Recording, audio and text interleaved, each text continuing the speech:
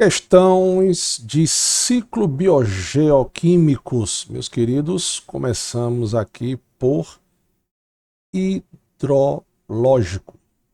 Questão número 1 do nosso material, uma questão do FT 2010. Ele me dá um texto aqui falando um pouco sobre água potável. Água potável de boa qualidade é fundamental para a saúde e o bem-estar humano.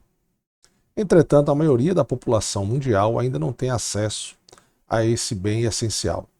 Mais do que isso, existem estudos que apontam para uma escassez cada vez mais acentuada de água para a produção de alimentos, desenvolvimento econômico e proteção de ecossistemas naturais. Para exercer tais atividades, especialistas estimam que o consumo mínimo de água per capita deve ser pelo menos de 1.000 metros cúbicos por ano. Cerca de 30 países, em sua maioria localizada no continente africano, já se encontram abaixo desse valor.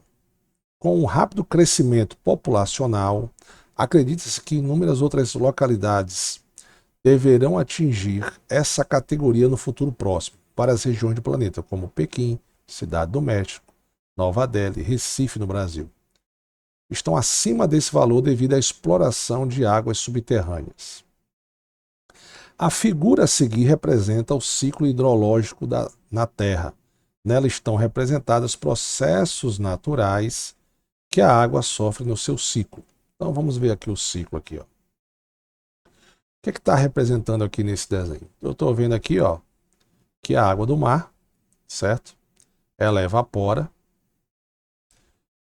Deixa eu ver se ela evapora aqui em 1, né? E aí, em 2, aqui ela sofreu uma evaporação. Em 1, no 2, ela sofre uma condensação, já que a nuvem são micropartículas de água. No 3, você tem a transpiração das plantas. No 4, você tem a nuvem, né? Chovendo. Acho que essa seta aqui quer dizer a chuva, né? As geleiras que vão derreter, tem a infiltração e aí você chega na água subterrânea, né? Então, vamos ver as afirmativas aqui. Não está correto o que se afirma em letra A. Considerando que as nuvens são formadas por minúsculas gotículas de água, as mudanças do estado físico ocorrem no processo 1 e 2, são evaporação e condensação, respectivamente. O que é evaporação? É a passagem do estado líquido para o estado gasoso. E aí o gasoso, como na nuvem tem micropartículas de água líquida, então você fez aqui uma condensação. Aqui é uma evaporação, aqui é uma condensação. Alguns alunos podiam pensar, Sandra, é liquefação. A diferença de liquefação para condensação é o seguinte, a condensação, aliás, tanto liquefação como condensação é a passagem do estado gasoso para o estado líquido. Só que a condensação é a passagem do vapor para o líquido e a liquefação é de um gás para o líquido. Bacana? Então a primeira está certa. Segundo, quanto ao processo 1, está ocorrendo o principal tipo de ligação que está sendo rompida é a ligação de hidrogênio, correto? Quando você pega a água do estado sólido, um cubo de gelo, e passa para água no estado líquido, ela deixou de ser água? Não. Então você não está quebrando as ligações entre os átomos, porque se eu quebrar essa ligação aqui, meu fera, ela deixa de ser água, certo? Então o que é que nós estamos quebrando? Nós estamos quebrando justamente a interação entre o hidrogênio de uma molécula da água, que é a carga positiva, e o oxigênio, que é a parte negativa. Quando você quebra isso aqui, você está quebrando o que a gente chama de interação intermolecular, ou forças intermoleculares. E que tipo de interação ocorre na água? Ligação de hidrogênio. Então essa também está correta. Os processos de evaporação da água oceânica 1 e a precipitação em 4, onde ocorre o rompimento de ligações covalentes, são as principais responsáveis pela reposição de água encontrada no planeta. No 1 a gente já viu que não é isso que ocorre, você não quebra ligações covalentes. Em 4 eu estou vendo que a nuvem está precipitando, então está chovendo, né? Então isso aqui, pelo desenho aqui, é a chuva. Então quando ele sofre a precipitação aí, você não está quebrando a ligação covalente, certo? Em 1 você não está quebrando a ligação covalente. A precipitação que ele fala é que a nuvem, quando está muito carregada, ela vai começar a chover, né? Então o C é o falso, tá? Você não quebra ligações covalentes. Na 1 você rompe ligações de hidrogênio, são forças intermoleculares. Isso aqui é ligação covalente, ó. Isso aqui é ligação covalente, tá?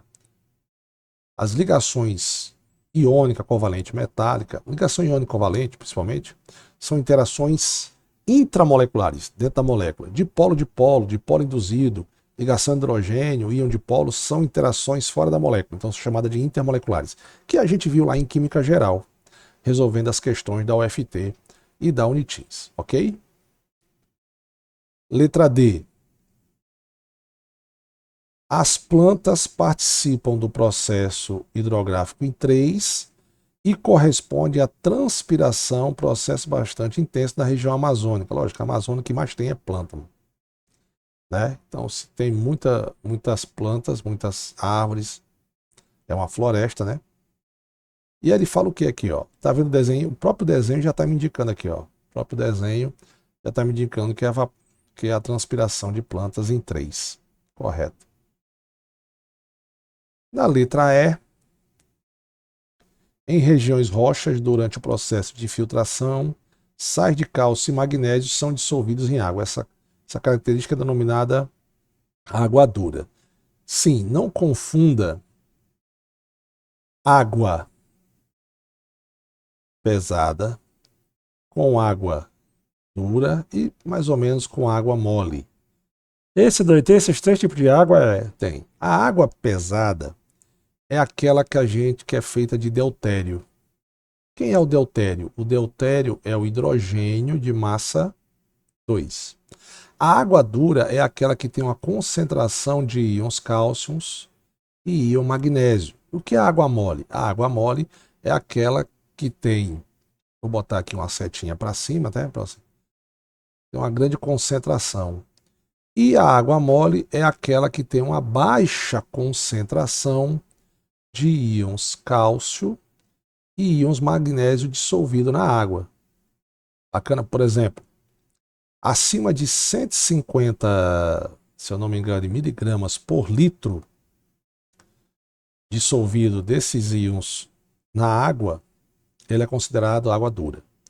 Entre 150 e 75 miligramas por litro é considerado água moderada e abaixo de 75 é considerado água mole. Então, se eu tiver menos que 75 miligramas de litro, menos de 75 miligramas por litro de água dissolvido de íons cálcio e íon magnésio, você tem uma água mole. Então, essa questão aí, letra C, não foi uma questão tão difícil, dava para responder.